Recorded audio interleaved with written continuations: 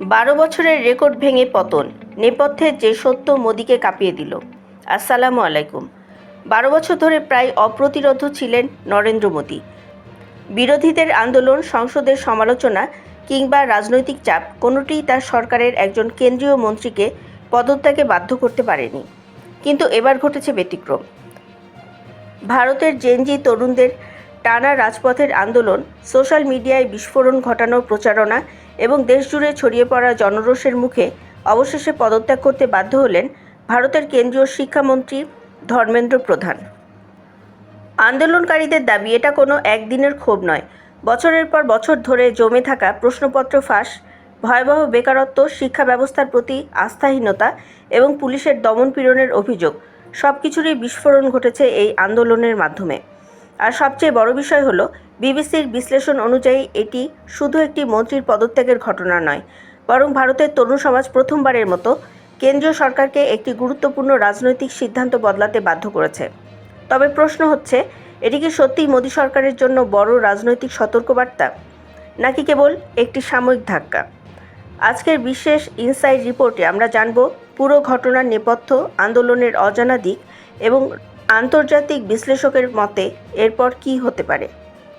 কিভাবে শুরু হয়েছিল এই আন্দোলন? দর্শক, সব কিছুর শুরু গত মে মাসে।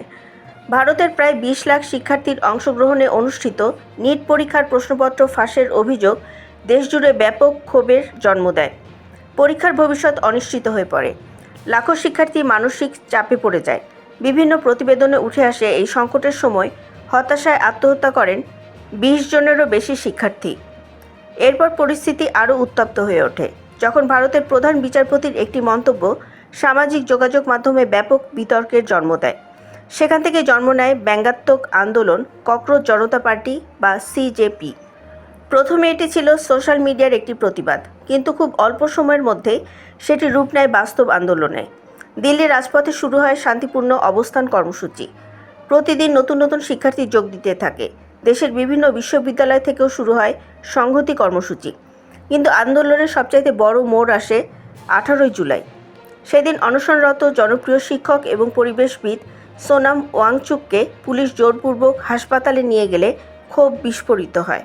হাজার হাজার তরুণ সংসদ ভবনের দিকে পদযাত্রা শুরু করেন। আর সেখান থেকেই আন্দোলন আর শুধু একটি পরীক্ষার দাবিতে সীমাবদ্ধ থাকেনি। এটি পরিণত হয় ভারতের তরুণ সমাজের ভবিষ্যৎ, শিক্ষা এবং কর্মসংস্থানের আন্দোলনে। যে জায়গায় সরকার হেরে গেল, মোদী সরকার মূলধারার সংবাদ মাধ্যম, ফেসবুক এবং হোয়াটসঅ্যাপে নিজেদের প্রভাব ধরে রাখতে সক্ষম হয়েছিল, কিন্তু তারা থামাতে পারেনি ইনস্টাগ্রাম রিলসের বিপ্লব। 22 বছর বয়সী ছাত্র অ্যাক্টিভিস্ট সখীর মতো হাজার হাজার তরুণ পুলিশের টিয়ার শেল, লাঠিচার্জ এবং দমনপীড়নের ভিডিও ধারণ করে রিলস আকারে ছড়িয়ে দিতে থাকেন। 1 কোটিরও বেশি মানুষ দেখেছেন এমন ভিডিওতে দেখা যায় মুম্বাইয়ে 18 বছরের এক তরুণকে পুলিশ ভ্যানে তুলে ভুয়া মাদক মামলায় ফাঁসানোর হুমকি দেওয়া হচ্ছে। আর সেখানেই বদলে যায় পুরো পরিস্থিতি। যে তথ্য হয়তো টেলিভিশনের পর্দায় পৌঁছাতো না, সেটিই কয়েক ঘন্টার মধ্যে কোটি কোটি মানুষের মোবাইল ফোনে পৌঁছে যায়। সরকারের বক্তব্যের চেয়ে দ্রুত ছড়িয়ে পড়ে আন্দোলনকারীদের ভিডিও। দমনপীড়নের প্রতিটি দৃশ্য পরিণত হয় নতুন প্রতিবাদের ভাষায়।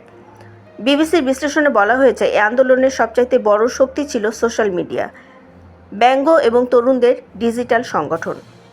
ভারতের নতুন প্রজন্ম প্রমাণ করেছে, শুধু রাজপথ নয়, ডিজিটাল প্ল্যাটফর্মও এখন রাজনৈতিক লড়াইয়ের অন্যতম শক্তিশালী ক্ষেত্র।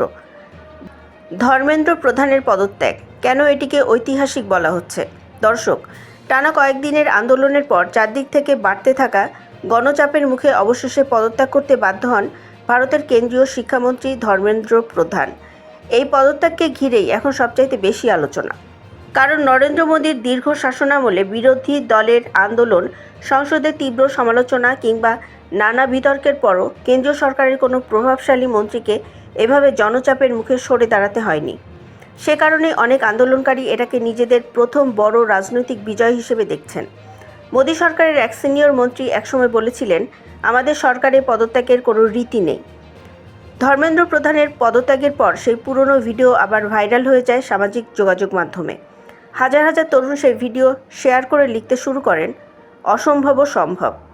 26 বছর বয়সী আইনজীবী সোমায়া কোর্দে আন্দোলনের মঞ্চ থেকে বলেন, আমাদের প্রজন্মের জন্য এটিই প্রথম বড় রাজপথের আন্দোলন, কিন্তু আমাদের লড়াই এখানেই শেষ নয়, এটি কেবল শুরু। দিল্লির বিভিন্ন স্থানে আন্দোলনকারীদের পোস্টারে তখন লেখা, প্রধান তো কেবল একটি উদাহরণ, এরপর মোদির পালা। এই একটি স্লোগানই বুঝিয়ে দিচ্ছিল আন্দোলনকারীদের দাবি শুধু একজন মন্ত্রীর পদত্যাগে সীমাবদ্ধ নেই। তারা শিক্ষা ব্যবস্থা, কর্মসংস্থান এবং সরকারের জবাবদিহিতা সবকিছু নিয়ে প্রশ্ন তুলতে শুরু করেছেন। কিন্তু কেন এত ক্রুদ্ধ ভারতের তরুণ সমাজ? একটি প্রশ্নপত্র ফাঁস কি সত্যি এত বড় আন্দোলনের জন্ম দিতে পারে? রাজনৈতিক বিশ্লেষকদের মতে না। প্রশ্নপত্র ফাঁস ছিল শুধু একটি স্ফুলিঙ্গ। আগুনটি বহুদিন ধরেই চলছিল। সরকারি পরিসংখ্যান অনুযায়ী ভারতে 15 থেকে 29 বছর বয়সী তরুণদের মধ্যে বেকারত্বের হার 1 বছরে 13.8% থেকে বেড়ে 16.2% পৌঁছেছে। অন্যদিকে আজিম প্রেমজি ইউনিভার্সিটির 2024 সালের এক সমীক্ষায় উঠে এসেছে আরও উদ্বেগজনক তথ্য। ডিগ্রি অর্জনের পর মাত্র 7% চাকরিপ্রার্থী স্থায়ী চাকরি পাচ্ছেন, আর তথাকথিত সাদা কলারের চাকরি পাচ্ছেন মাত্র 4% তরুণ। অর্থাৎ কোটি কোটি টাকা খরচ করে উচ্চশিক্ষা শেষ করেও অধিকাংশ তরুণ তাদের প্রত্যাশিত ভবিষ্যৎ খুঁজে পাচ্ছেন না। তার উপর একের পর এক প্রশ্নপত্র ফাঁস, নিয়োগে অনিশ্চয়তা এবং শিক্ষা ব্যবস্থার প্রতি আস্থা হারিয়ে ফেলায় ক্ষোভ ধীরে ধীরে বিস্ফোরণের রূপ নেয়। অনেকের মতে নিট আন্দোলন ছিল সেই জমে থাকা ক্ষোভের বহিঃপ্রকাশ। আন্দোলন কি শেষ, নাকি এটি কেবল শুরু? ধর্মেন্দ্র প্রধানের পদত্যাগের পরও আন্দোলনকারীরা রাজপথ ছাড়েননি, বরং তাদের বক্তব্য আরও স্পষ্ট হয়েছে। তাদের ভাষায়, একজন মন্ত্রীর পদত্যাগ আমাদের চূড়ান্ত লক্ষ্য নয়। আমরা চাই এমন একটা শিক্ষা ব্যবস্থা যেখানে প্রশ্নপত্র ফাঁস হবে না, পরিশ্রমের মূল্য থাকবে এবং তরুণদের ভবিষ্যৎ অনিশ্চিত হবে না। সরকার আন্দোলনকারীদের বিরুদ্ধে কঠোর ব্যবস্থা না নেওয়ার আশ্বাস দিলেও বিভিন্ন জায়গায় মামলা দায়ের এবং পুলিশি অভিযানের খবর আন্দোলনকারীদের মধ্যে নতুন উদ্বেগ তৈরি করেছে। তবুও তারা বলছেন আন্দোলন থামবে না, কারণ তাদের বিশ্বাস এই আন্দোলন কেবল বর্তমানের জন্য নয়, ভবিষ্যৎ প্রজন্মের জন্য। কিন্তু এখানে কি সব শেষ, নাকি এটা একটা নতুন রাজনৈতিক অধ্যায়ের শুরু? দর্শক, সবচেয়ে গুরুত্বপূর্ণ প্রশ্নটি এখন আর কোনো মন্ত্রীর পদত্যাগ নয়। সবচেয়ে বড় প্রশ্ন হলো এরপর কি? বিবিসির প্রতিবেদনে উঠে এসেছে এই আন্দোলনের সবচাইতে বড় তাৎপর্য হয়তো একজন মন্ত্রীর পদত্যাগ নয়, বরং ভারতের জেনজি প্রজন্ম প্রথমবারের মতো দেখিয়ে দিয়েছে সংগঠিত জনমত এবং ডিজিটাল প্ল্যাটফর্মকে কাজে লাগিয়ে তারা জাতীয় রাজনীতির কেন্দ্রবিন্দুতে নিজেদের অবস্থান তৈরি করতে পারে। রাজনৈতিক পর্যবেক্ষকদের মতে এই আন্দোলন একটি গুরুত্বপূর্ণ বার্তা দিয়েছে। শিক্ষা, কর্মসংস্থান এবং ভবিষ্যৎ নিয়ে তরুণদের উদ্বেগকে আর সহজে উপেক্ষা করা যাবে না। তবে একই সঙ্গে বিশ্লেষকরা সতর্কও করেছেন, একজন মন্ত্রীর পদত্যাগ মানেই কোনো সরকারের রাজনৈতিক ভিত্তি ভেঙে পড়া নয়, বরং এখন নজর থাকবে সরকার এই সংকট থেকে কী শিক্ষা নেয় এবং ভবিষ্যতে কী ধরনের পদক্ষেপ গ্রহণ করে।